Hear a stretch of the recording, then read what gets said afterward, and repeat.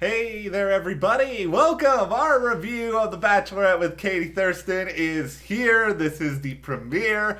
I had a lot of fun with this episode. I've been so excited. I'm so glad that the show is back. Yeah, it was just like, this was everything I wanted in a Bachelorette premiere. You had really dumb ideas for people showing up for the first time. You had a very likable lead. There was a lot of really good one-liners. I felt like legitimate chemistry between Katie and a couple of the guys. We even had that one guy who had too much to drink who was just wandering around being like, I don't like you. The other guy's like, who are you? I didn't even know how to bring that up. Like, I had it somewhere in the back of my mind. I was like, did I miss something? Is this I felt like I totally missed something. It's like we came back from a commercial break and it was like, I don't like you. What happened here? I don't know, but see, I don't even remember that guy's name. We're still at that point in the season where it's like, it's very hard to differentiate everybody, but you know what? We have a couple of people that stood out to us. We will talk about them. We'll talk about our hosts or co-hosts, I guess. But before we get into anything here, why not hit that subscribe button for a number of reasons? I mean, for starters, we're really close to 50,000, and we would appreciate any subscriber that helps get us to that goal. Also, we are going to be here covering Bachelorette all season long. We're going to have new videos up after the episodes, and you don't want to miss any of that. So if you hit that subscribe button, you won't miss out. All right, so where do we begin here with all this craziness? Well, let's just talk about, our leading lady, Katie, right away. Okay. I mean, I loved her opening package because this felt very much like her, very genuine. Because a lot of these, you do see these sweeping shots of whatever, and she's like, trying to lean up on the bar, and she's like, this feels really unnatural. Even when she's sitting on the fence and they're probably like, wring your hands in anticipation, and she's just got the smile on her face like, this is so ridiculous, I feel super weird. And then she's kicking tumbleweeds being like, this is dusty. All of it was great. It just felt like exactly what I thought she would be. She was fun and awkward, and I think probably relatable to a lot of people. Like, I like when one of the guys left after the opening, and she was like, oh, he's totally my type. And then he, like, turns back around, and she's worried that, like, he hurt her, and she's just kind of like, play it cool, Katie, play it cool. It's like, I enjoyed her. She brought pretty much everything to this show that I sort of thought. Granted, this is, one episode, but what are we here for if it's not to completely give knee-jerk reactions after like 2 hours of TV? All right, moving into the next thing we're going to have reactions to. Yeah.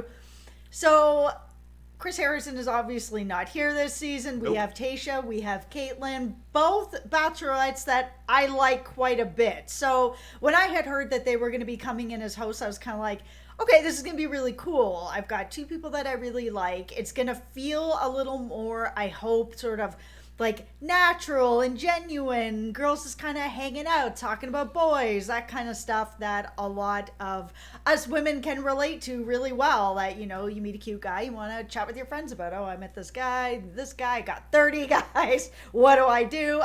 All of that worked really well. I like sort of the back and forth of them at the window, kind of looking out and having their reactions. That was all really cool. Once we started to get into the whole, both of them are going to come out at the rose ceremony, only one is going to talk, they're both going to leave, then they're both going to come back out again, the other one's going to talk and be like, hey, if you didn't get a rose, get out, and then they're both going to leave. I was kind of like, okay, this is where it isn't working. This is where one of them just needs to take the lead on it, and then the other, just one, comes in.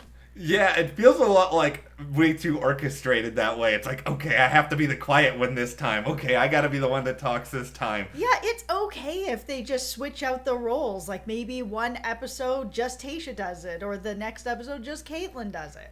I will say that when I saw ultimately Kaitlyn and Tayshia go out there and they were like, guys, this is the final rose tonight, I was like, oh, someone else can do Chris Harrison's job, because that's all Chris Harrison. That's okay. Please indulge me for the next 30 seconds or so. You got it. There is an army of Twitter people. I have seen them being like, I am not watching until Chris Harrison comes back, acting as though Chris Harrison suddenly had some huge instrumental role on this show. Here is what Chris Harrison does. This is the final rose of the night. When you're ready. When you're ready. Coming up after this commercial break. Coming up, I can do the narration. I don't even have to be there. ABC, Warner Brothers, if you guys want to call next week on The Bachelorette. Whoa. See? Come on. Like you don't need Chris Harrison for this. I'm just saying. No, I agree. That's sort of why in a lot of ways this format works better. Not only do we have sort of that feeling of Katie is with her girlfriends, sort of with a little more genuine, just talking about guys and talking about their feelings and stuff. I was like, okay, this works like really well. But then you also have these familiar faces from Bachelor Nation that people really like and have already connected to, where people, Chris is the host, but people aren't connecting with Chris. Is saying the same things every week. He's not really connecting with anyone. Yeah, I just, for me, I didn't miss Chris. I liked that also. This felt like a very just lighthearted premiere. We came off of just such a heavy and dramatic season of The Bachelor. It was a nice breath of fresh air. I don't know if I'm going as hyperbolic as that one dude who showed up and was like, this resort that I am saying the full name of for obvious promotional purposes is a wonderful, great place to fall in love. It's like, where have you heard somebody falling in love there? Well, the other thing that we want to kind of talk about is just gimmicks. Yeah. So we've seen over the years men and women come in these limousine rides with their gimmicks. And it seems like they typically work. I mean, we saw Jeff Holm a long, long time ago come in on his skateboard and he won. So we know that they work. And it really worked tonight on Katie. She was like straight up the guy who's dressed up like the cat, the guy who's dressed up in the gift box. It was just, all of these were really working. And my man Trey... You already keep claiming Trey 7 minutes into this video? Correct. I claimed him the minute it was like he's a math nerd that plays the harmonica showing up in a ball pit. This guy is the guy.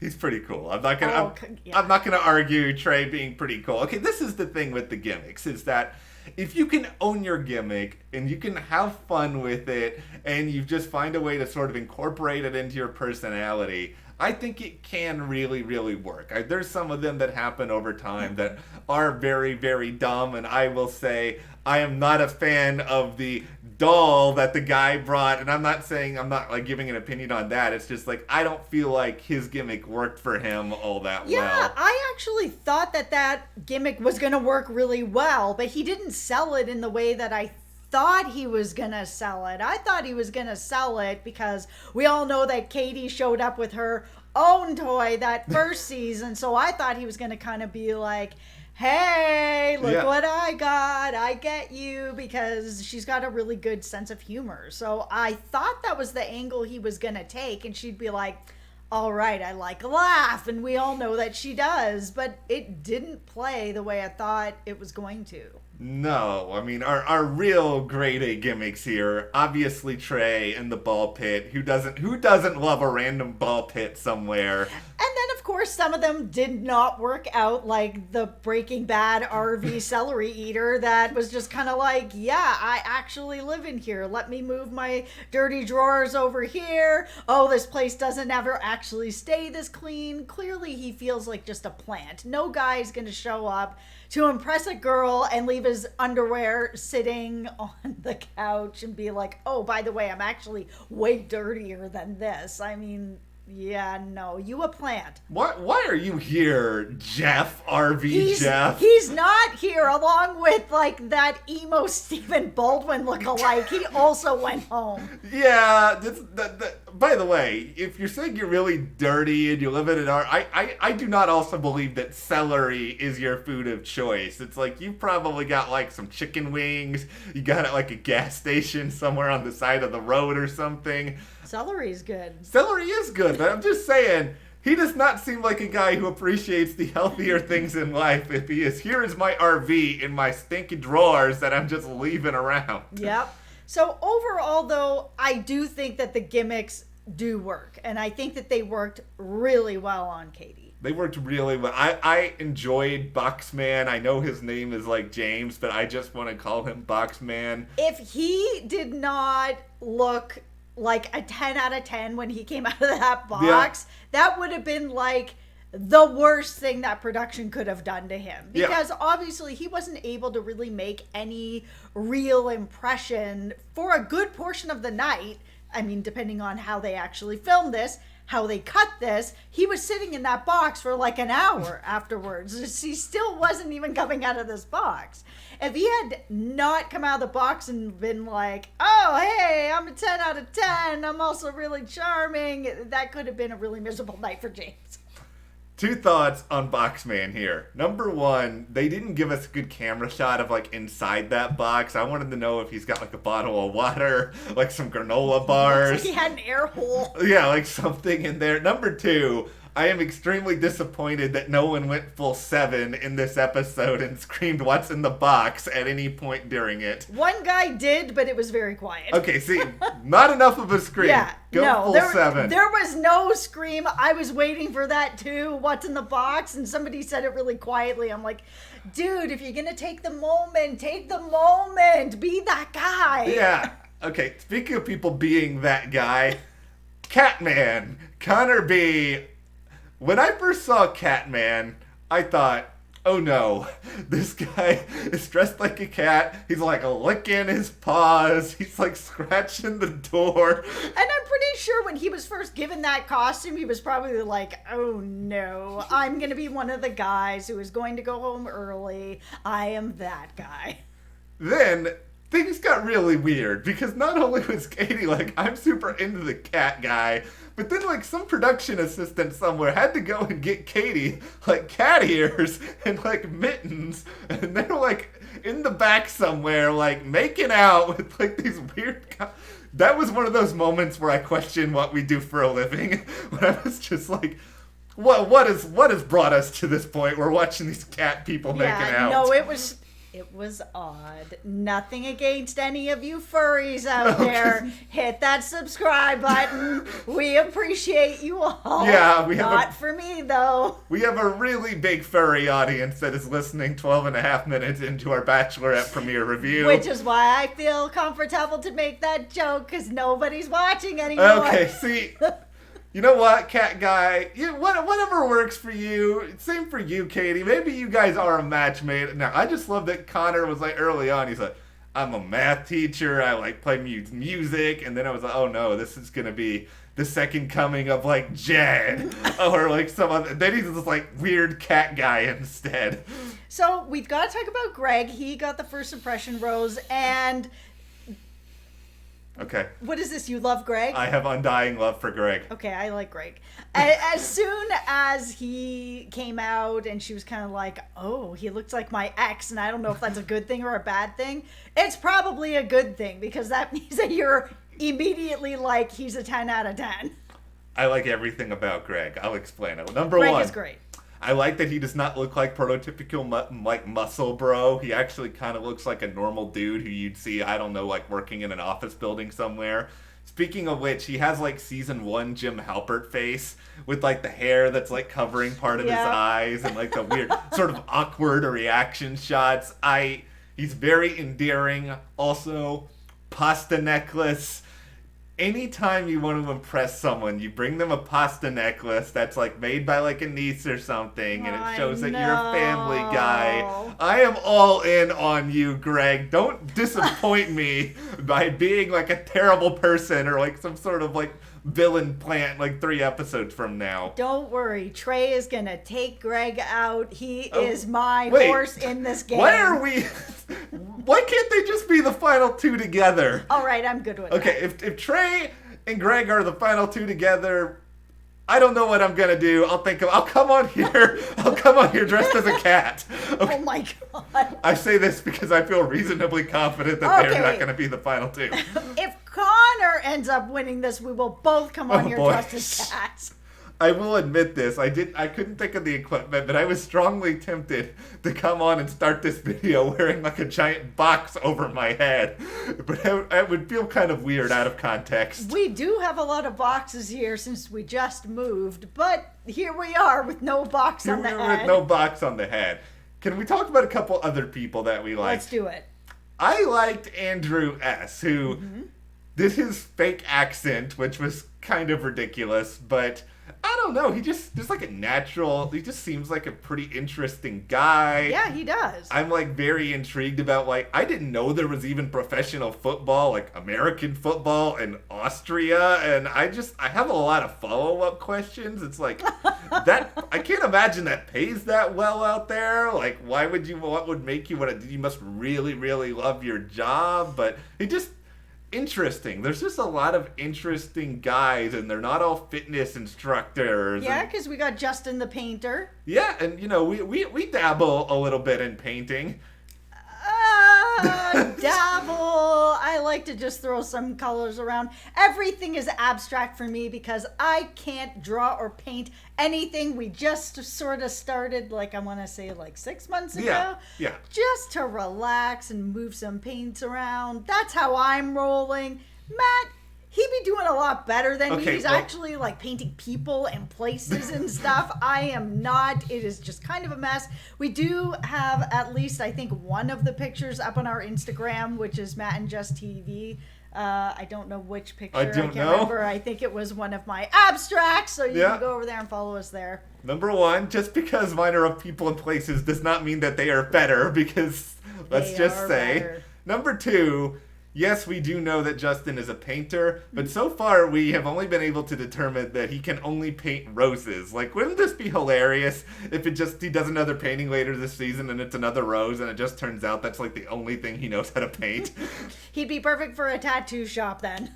He really would be, but yeah, I think he's interesting. Michael, we always have like one like single parent or someone like that, but he just seems kind of nice. He kind of looks like that weird preacher guy on True Blood who kind of got crazy as that show went along. So we also have to talk about the guy that's been brought in, who is the guy who has never been with anyone before. Now, we all know that Katie is just open about all of that. She has no problem. She's just like, this is who I am. This is who my family is. And if you have a problem with it, then it's going to be a problem in my relationship, in my family. Yeah. And I think that could be true, but at the same time, it could not be true. I mean, if this guy ends up just being right for her and she's like, oh, all right, then I don't mind waiting on it. If it's not something that he or she are really pushing about and they have an understanding about it, they can get there. It can be okay. But the show is really pushing it in this direction like it's going to be some huge problem. I've known people in life that have gotten past these things and have just figured out a way that has a balance for both of them, and they're fine. It's fine. It can be fine. If somebody wants to make that choice, totally fine by them. It's like if somebody wants to be cat guy, more than fine by them. Whatever works for them. You just have to find the right partner that wants to have those conversations with you, and you know what? That's the key. Yeah. Conversations. I think if there's a real good connection there on other levels, then the conversations will be the thing that will get them through, and it will get them to the point where they're both comfortable to take that next step, and it will all be fine. Yeah, you just have to be on the same page with each other. The show is making this out to be, and I think this is probably because the producers, when they cast this man who wants to save himself, they were in a back alley somewhere being like, and they're going to make this into something that's probably a million times crazier than it actually is. Also, whoever it is that said, I'm not here for a bromance, I'm here for followers. I heard that in the promo and I was like, wait, I think I misheard that. I think I must have heard, I'm not here for a bromance, I'm here for a romance. But no, I heard followers, and that is what was said. And I'm now really curious, Who said this? Who said this? We all know that people in Bachelor Nation are here for followers. That's not like a big secret here. Yeah. It's fine. You can be here for love and also be here for fame. You are finding love on a TV show. You are clearly here for fame as well as love. We are all on that page. Yeah. But whoever the person is who is like, I am only here for followers, I need to know who you are. They better not cut that out and have just slipped that quietly into the promo, and then I will never hear it again, because you guys will hear it all season long on this channel as I get saltier and saltier that I don't know who that is. We gotta put on our detective hats here and do an investigation, because it is an unspoken rule of Bachelor Nation. We all know you people are there for followers. That's fine. Of course, that's fine. You just don't need. You just can't say the quiet part out loud, and that is clearly what that guy decided to do. Oh my god, I am dying to know who said this! Okay, I am very excited about where this season is going. It seems like we have a lot of interesting stuff ahead. We also have Blake Moynes back for some reason, but this guy loves being in TV. Yeah, he loves love. He does. He also still has the same look going, and I didn't know about the look last time either, but I'm alright with that. I've looked like this for years now. I haven't cut my hair in, I think, like 9 months now. Listen, Blake, I say this because if I had hair, I would be more than happy to have your hair. There's some other really interesting hairdos, but that's another subject for another day. For now, what do you guys think about the premiere of The Bachelorette with Katie? Who are you rooting for? Are you Team Trey with Jess? Are you over with me on Greg Island? I also like Greg. Our islands are adjacent. Okay, that's fun. A bridge. I will walk across the bridge. I will go and see Trey. I will go and root for Trey. I will not root for Greg. No, I'm kidding. I like Am I gonna have to do a Jim Halpert like salty reaction shot at you now? No, I like Greg. I think they're both great choices. Alright, well, subscribe to this video if you guys enjoyed it, and hit that like button, and you can support us as well by visiting those links to the store and our Patreon in the description, and we'll see you here next time.